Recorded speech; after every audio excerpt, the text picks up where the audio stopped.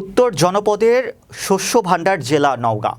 এ জেলার নৃপেন চন্দ্র জীবনের তাগিদে বিভিন্ন গ্রামে অলি-গলি, স্কুল, কলেজ, হাসপাতাল, রেল স্টেশন ঘুরে ঘুরে আইসক্রিম বিক্রি করে জীবিকা নির্বাহ করছেন।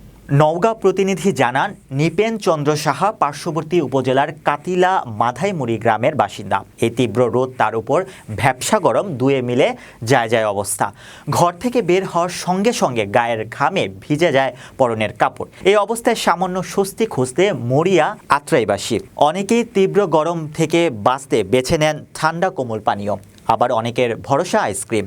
তাই প্রত্যেক বছর এপ্রিলে শুরু থেকে বেড়ে যায় আইসক্রিমের চাহিদা।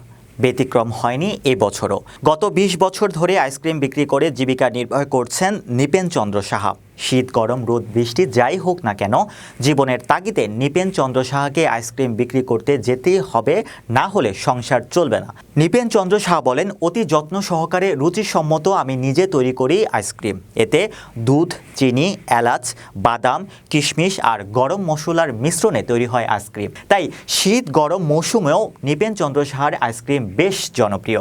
তিনি আরও বলেন, গত ২০ বছর ধরে আইসক্রিম বিক্রি করে জীবিকা নির্বাহ করছি। সারা বছর আইসক্রিম বিক্রি করলেও শীত মৌসুমে বিক্রি কম হয়। মালিপুকুর গ্রামের আজাদ আলী বলেন, গরিব হলেও নৃপেন চন্দ্র সাহা খুব সৎ মানুষ। কষ্ট করলেও তার মুখে সবসময় হাসি লেগেই থাকে। সবসময় পরিপাটি থাকা, মিষ্টি ভাষী এই মানুষটি কখনো কারো ক্ষতি করেন নাই। তাই এলাকার মানুষও তাকে খুব পছন্দ করে ভালোবাসে।